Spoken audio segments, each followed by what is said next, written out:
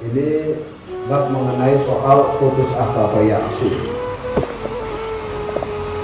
Putus asa atau dikatakan hilang, menghilangnya harapan-harapan atas apa? Atas hasil cita-cita. Kalau seandainya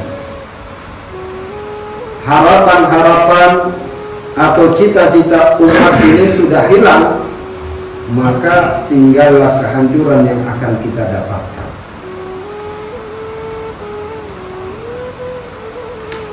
Karena putus asa ini adalah salah satu penyakit hati yang merasuk pada jiwa-jiwa umat. Terutama sekarang ini sangat kronis yang terdapat pada umat manusia, terutama umatnya Sayyidina Muhammad SAW, umat Islam. Kronis. Kenapa?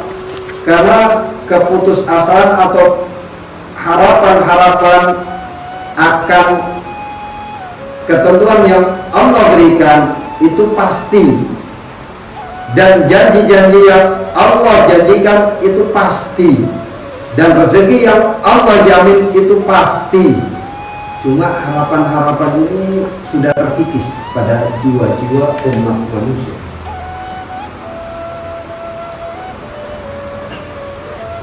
Dan kalau seandainya penyakit putus asa ini sudah menjangkit pada diri umat Islam, maka jangan diharap akan dianggap di tengah-tengah masyarakat keberadaannya. Jika ya'su ini atau putus asa ini terjangkit pada umat, terutama pada diri kita, jangan diharap kita akan dianggap di tengah-tengah masyarakat keberadaan kita. Kenapa itu? Kalau seandainya umat diliputi dengan rasa putus asa atau hilangnya harapan-harapan atas hasil atau cita-cita yang dicita-citakan oleh umat, maka hatinya atau dirinya, jiwanya akan ringkih. Kalau orang putus asa gimana sih? Udah dibawa ke kanan, ke kiri, dibuang, terserah. Jadi udah nggak ada ini. Nah, ini terjangkit pada sekarang ini. Kalau kita lihat, mari kita lihat pada diri kita. Dan kita lihat di tengah-tengah masyarakat ini terjangkit pada umat Islam pada khususnya. Bagaimana? Mereka sudah tidak lagi sudah tidak lagi meyakini akan janji-janji Allah. Contoh, mereka selalu diliputi oleh keinginan-keinginan dunia dan mengabaikan apa yang ada, yaitu kekuasaan Allah. Mereka mengabaikan perintah-perintah Allah dan mengikuti akan kemauan-kemauan hawa nafsu. Ini akan terjadi penjangkit pada umat manusia, umat Islam pada khususnya, dan ini akan menjadi penyakit yang sangat kronis yang jikalau dibiarkan ini akan menjadi suatu wabah dan akan menjadi musibah di tengah umat dan tengah negara. Bayangin kalau seandainya mereka memikirkan kehidupan dunia saja tanpa memikirkan kehidupan akhirat.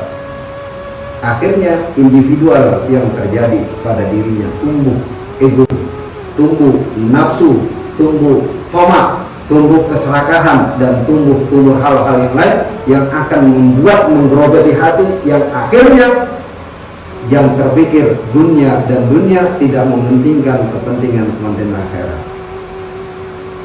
Nah, ini kalau seandainya ini terus dibiarkan pada diri atau didiamkan pada diri kita, ketika Allah tutup dunianya, Allah ambil dunia, akhirnya akan terjadi keputusasaan dan akan menjadi suatu penyakit yang sangat kronis, yang akhirnya tidak lain tidak bukan yang melihat tambang di mana jurang ada di mana. Akhirnya dia cari tambang, ya kan? Kalau enggak ada tambang, dia cari jurang. Kalau enggak ada, di mana jalan raya yang ramai yang banyak kendaraan besar lewat. Akhirnya larinya ke situ. Nah, kalau ini menjangkiti semua, apa yang terjadi? Pertama, kita akan kehilangan kekuatan umat. Yang kedua, kita juga akan kehilangan apa? Kehilangan sesuatu yang berarti. Karena apa? Keberadaan suatu majelis atau keberadaan suatu wilayah atau keberadaan suatu tempat itu mempunyai kekuatan jikalau ada penghuninya. Jikalau penghuninya tidak ada, maka tempat itu bisa direbut, maka tempat itu bisa dikuasai. Mustahil suatu tempat yang kosong itu bisa mempertahankan tempat tersebut untuk bisa ditempati. Rumah ini kosong 2 tahun, bisa diduduki sama orang, lama-lama kan bisa dikuasai orang. Nah, artinya ini akhirnya ke arah ke sana. Jikalau putus asa ini menjangkit kita, menjangkit umat, yang akan terjadi adalah kehancuran umat. Dan orang yang putus asa di tengah-tengah masyarakat nggak bakal dianggap. Kalau umat Islam sudah semuanya merasa putus asa, umat Islam pasti menjadi orang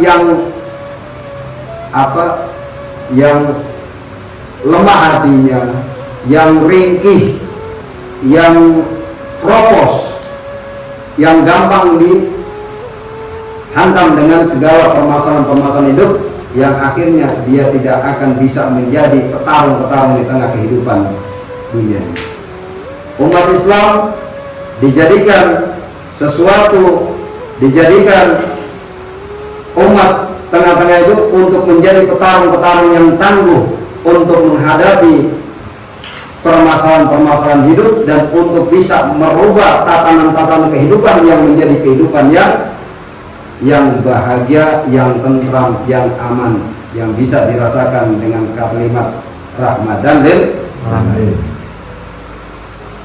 Oleh karenanya, mari kita hindarkan penyakit putus asa. Terutama kenapa ini akan menjangkit putus asa? Pertama, soal ketamakan, soal keserakahan, soal hasad, soal ujub, dan yang lain-lain. Penyakit ini arahnya nanti ke sesuatu, yaitu putus asa, yang akhirnya nanti yang membuat lemahnya kekuatan umat. Makanya kita nih jangan sampai semacam itu. Jika ada penyakit itu, mari segera kita obati. Mari segera untuk kita perbaiki segala perilaku kita. Semoga Allah memberikan kemudahan kita untuk bisa menata hati, untuk bisa menyembuhkan penyakit hati ini. Semoga Allah sembuhkan penyakit hati kita. Semoga Allah menuntun kita dengan hidayahnya. Semoga Allah bisa menuntun kita, dan semoga kita selalu mendapatkan syafaat dari baginda Muhammad sallallahu alaihi wasallam di dunia wal akhirah. Al-Fatihah.